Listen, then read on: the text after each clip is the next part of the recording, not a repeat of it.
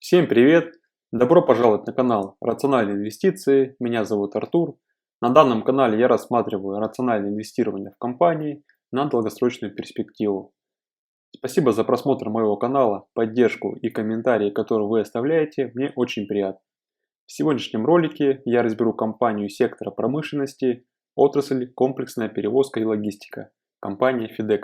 Оценим ее по финансовым показателям и определим для нее внутреннюю норму доходности, покупая компанию сейчас и удерживая ее в долгосрочной перспективе. Итак, если вы готовы сделать это вместе со мной, подпишитесь на мой канал, поставьте лайк этому видео и мы приступаем. Прежде чем мы начнем делать обзор, давайте определим для себя 5 ключевых показателей при оценке компании. Первое. У нее должен быть рост выручки. Второе. Мы смотрим на рост прибыли, она должна расти. Третье. У компании должен быть стабильный денежный поток. Четвертое. У компании должен быть низкий долг. И в заключении нам нужны акции по хорошей цене. Давайте применим все эти параметры к FedEx и посмотрим, насколько она является хорошей инвестицией в данный момент. Для начала давайте ознакомимся с компанией. Компания FedEx – это американская компания, основанная в 1971 году, предоставляющая почтовые, курьерские и другие услуги логистики по всему миру. Компания закрывает свой финансовый год в конце мая, поэтому годовой отчет за 2021 год она уже закрыла, и мы можем ознакомиться с ним прямо сейчас. Выручка по итогам работы за 2021 год составляет 84 миллиарда долларов. Как видно по диаграмме, доход от выручки распределился следующим образом. 50% выручки принес сегмент FedEx Express. Этот сегмент включает в себя экспресс-доставку, обеспечивая быструю, надежную и своевременную доставку в более чем 220 стран мира. Далее 37% выручки занимает сегмент FedEx Ground. Данный сегмент предоставляет недорогие услуги в США и Канаде. Далее 9% выручки занимает сегмент FedEx Freight. Данный сегмент включает в себя услуги по перевозке грузов, не превышающих объем грузовых автомобилей, и 4% занимает прочие сервисы, не относящиеся к основному виду деятельности, включая обслуживание клиентов, техническую поддержку, таможенное оформление и так далее. Что касается приобретений, компания FedEx активно занимается инвестиционной деятельностью, покупает различные компании во всех уголках Земли, в Европе, на Ближнем Востоке, Африке, Азиатско-Тихоокеанском регионе и так далее. Инвестиции направлены как на покупку более мелких компаний, занимающихся логистикой, так и на развитие информационных технологий, чтобы повысить свое конкурентное преимущество по отношению к другим представителям индустрии. Касаемо программы обратного выкупа акций, то в настоящее время действует программа обратного выкупа акций, утвержденная в 2016 году, и по данной программе доступно порядка 5 миллионов акций к выкупу. В 2021 году FedEx не выкупала свои акции из рынка, а в период с 2016 по 2020 год она выкупила 20 миллионов акций по средней цене в $156,9. Что касается выручки, то она растет, имеет восходящий тренд. Выручка с 2012 года 42 миллиардов долларов выросла до 83 миллиардов долларов в 2021 году, что составляет рост порядка 8% в год. Стоит отметить, что существенный рост был в 2021 году, и он был не совсем естественным для компании, так как до этого времени компания росла в среднем на 3% в год. По графику вы можете заметить, как выручка с 2020 года с 69 миллиардов долларов выросла до 83 миллиардов в 2021 году.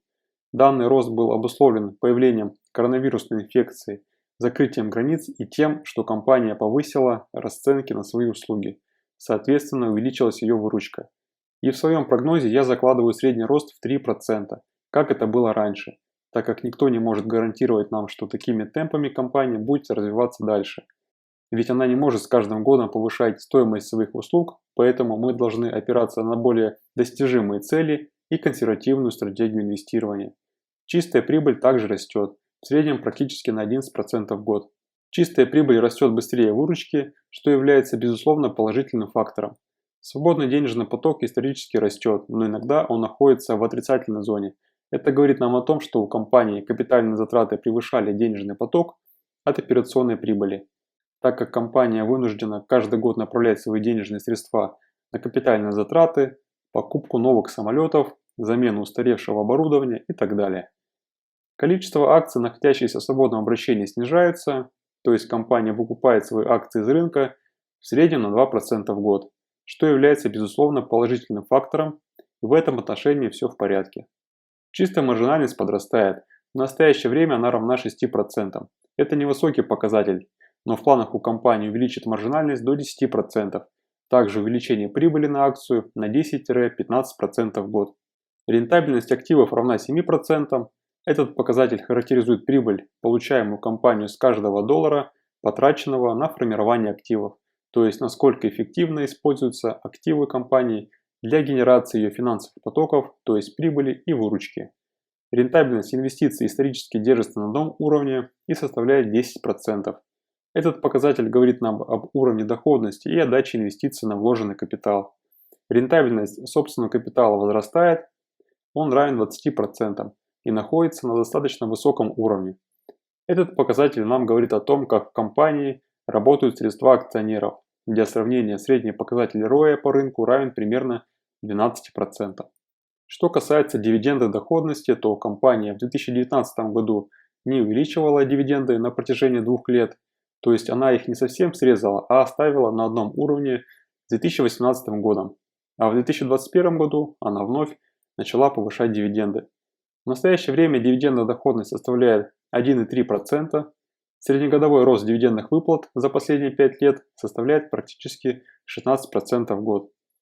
Процент прибыли, который компания направляет на выплату дивидендов, составляет порядка 15%. По долговой нагрузке по итогам работы за 2021 год она составляет 141% к собственному капиталу. По графику видно, как компания наращивает долговую нагрузку, но тем не менее долговая нагрузка меньше трехкратного значения EBITDA. Пока долговая нагрузка не столь критична для компании, но стоит наблюдать повнимательнее за данным параметром. Активы у компании возрастают, как и обязательства. По итогу мы видим величину активов больше, чем обязательств. Акционерный капитал в последние 5 лет растет. По данному направлению также все в порядке. А что касается инсайдерской информации, то сделок на покупку не зафиксировано. Есть только продажи акций. Но на данную информацию обращать внимание не стоит, так как корпоративная политика предполагает поощрение руководства акциями компании, акционеры продают их в случае необходимости. Если рассматривать компанию с позиции ростового потенциала за прошлый отрезок времени, а именно за последние 5 лет, то среднегодовая доходность составляет 5%, что ниже роста индекса S&P 500 в 2 раза. Также среднегодовая доходность FedEx за последние 5 лет ниже ее прямых конкурентов. Прошлые показатели – это уже свершившиеся события. Нам важно понимать, является ли компания в настоящее время привлекательной для инвестиций, какую доходность мы получим при длительном горизонте инвестирования. Или компания не является в настоящий момент настолько привлекательной для того, чтобы гарантировать нам двухзначную доходность. Давайте попробуем определиться с этим вопросом. Для начала давайте познакомимся с мнениями аналитиков. По мнению аналитиков, общий прогноз – строгая покупка. Прогноз основан на мнении 21 аналитика, которые сделали свои прогнозы за последние 3 месяца. На будущий год средний консенсус прогноз по стоимости акций ожидается на уровне $304 за акцию, что выше текущих отметок на 30%. Как видно, аналитики очень позитивно настроены насчет перспектив FedEx. Что касается прогнозов компании и мнений аналитиков, ожидается, что рост выручки из года в год будет составлять 5-7%. Данный рост будет обеспечен в том числе увеличением тарифов на услуги по логистике FedEx. Рост EBITDA в 2022 году будет ниже уровня 2021 года на 2,4%. Сказалось невыполнение плановых показателей в первом квартале 2022 года, увеличение операционных затрат, и компания по итогам отчета за первый квартал 2022 года скорректировала свои прогнозы в сторону уменьшения. Также ожидается, что рост капитальных затрат в 2022 году увеличится на 24% по отношению к 2021 году. Рост прибыли на акцию с 2022 по 2024 год ожидается на уровне 5-10% в год. В данном отношении прослеживается динамика в сторону увеличения прибыли, роста маржинальности, включения программы обратного выкупа акций. Стоит отметить, что акции в последние месяцы растут.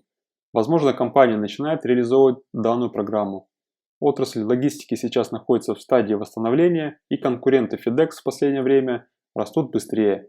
Есть предпосылки к тому, что компания начнет восстанавливаться вслед за конкурентами. А теперь давайте сравним компанию с конкурентами по базовым показателям. В таблицу сравнения включены компании США с наибольшей капитализацией, которые занимаются услугами по логистике. По мультипликатору P на E FedEx торгуется с показателем 13, что является ниже рынка. По форвардному значению P на E также все в порядке. По показателю окупаемости компании выручкой, то в этом отношении FedEx также ниже рынка. Менее чем за год компания окупается выручкой. По отношению цены акции к балансовой стоимости выше допустимого параметра. Однако данный показатель является наименьшим среди конкурентов. По цене акции к свободному денежному потоку все в порядке. По долговой нагрузке я повторяться не буду, она больше собственного капитала. Проблем с погашением кредитных обязательств не возникает. Компания за последние 5 кварталов снижает долговую нагрузку, и в скором времени я ожидаю, что она выйдет на комфортный для себя показатель в районе 50-60% к собственному капиталу. Компанию можно охарактеризовать как недооцененной в сравнении с конкурентами. А теперь давайте посмотрим на справедливую стоимость компании.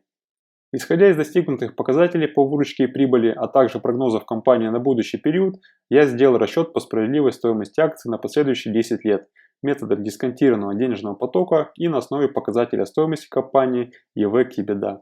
При расчете стоимости акции на основе метода дисконтированного денежного потока я получил стоимость к 2031 году в $348. Рост денежного потока я планирую на 3% ежегодно, не принимая во внимание рост в 2021 году, так как он был неестественным для компании, и такой уровень роста для компании будет тяжело поддерживать в долгосрочном плане. Рост EBITDA я также планировал на 3% ежегодно, количество акций, находящихся в свободном обращении, я оставил без изменений. Применяя рост в 3% при планировании будущей стоимости акции, мы можем обезопасить себя с точки зрения надежности приобретения актива в текущей стоимости и расчете потенциальной доходности. Если же компания будет реализовывать свои планы и развиваться куда быстрыми темпами, то наша потенциальная доходность будет расти по экспоненциальной зависимости вверх. На основе стоимости компании и EBITDA я получил прогнозную стоимость $362. И взяв по 50% от каждого параметра, я получаю средневзвешенное значение стоимости акций к 2031 году порядка $355. А теперь, друзья, давайте определим внутреннюю норму доходности. А внутренняя норма доходности – это коэффициент, показывающий минимально приемлемый уровень доходности в год при вложении в компанию на долгосрочную перспективу. То есть внутренняя норма доходности при цене акции $232 на горизонте 10 лет будет составлять 12% в год, что является выше исторической доходности рынка. Ежегодный рост при этом будет составлять 12%, и он будет включать в себя обратный выкуп акций, то есть увеличение доли владения в компании для акционера, также включает выплату дивидендов, увеличение финансовых потоков и как следствие роста бизнеса. Конечно, можно предположить, что эта доходность получилась с учетом консервативной стратегии. Если предположить, что компания будет развиваться в будущем периоде куда быстрыми темпами, то доходность уже будет выше. Но я для себя определяю несколько заниженные прогнозы для того, чтобы был запас прочности и уверенности, что компания при таких условиях сможет генерировать двухзначную норму доходности. Поэтому мы должны выбирать для себя компании, которые будут иметь выше доходности рынка. И по компании FedEx справедливую стоимость я бы определил на уровне $235. По таблице справа вы можете заметить, как внутренняя норма доходности меняется в зависимости от стоимости акции. Чем выше будет стоить акция, тем меньшую доходность мы получим. И чем будет меньше стоимость акции, тем больше доходность мы получаем. Как вы думаете, друзья, считаете ли вы покупку данной компании хорошей инвестицией или нет? Напишите в комментариях свой ответ, мне будет очень интересно узнать ваше мнение. Давайте теперь подведем промежуточный итог в части оценки базовых мультипликаторов. По первым 6 позициям я повторяться не буду, эта оценка уже была сделана ранее в разрезе с конкурентами. Что касается акционерного капитала, то за последние 3 года он растет, в среднем на 7,5% в год. Маржинальность бизнеса равна 6%, но есть ожидание того, что маржинальность вырастет до 10% по прогнозам компании. Что касается прогноза на будущий период, то он позитивный. В 2022 и 2023 году ожидается увеличение выручки и прибыли примерно на 5-10% в год. Аналитики ожидают рост стоимости акций от текущих отметок на 30% в ближайший год. По инсайдерской информации сделок в 2021 году не зафиксировано. И по обратному выкупу акций. Компания выкупает в среднем 2% своих акций в год. А теперь, друзья, давайте подведем итоги всего вышесказанного. Оценим компанию по 5 ключевым показателям. Рост выручки, да, он есть, в среднем рост составляет практически 8% в год. Рост прибыли, да, она увеличивается за последние 10 лет в среднем на 11%. Свободный денежный поток, да, растет в среднем на 20% в год. Долг к собственному капиталу составляет меньше единицы, но он не столь критичен. Я думаю, компания не допустит увеличения долговой нагрузки, но с данным параметром, повторюсь, стоит наблюдать. И справедливая стоимость акций, да. Компания торгуется в справедливых значениях, обеспечивая при этом рост выше рынка 12% в год.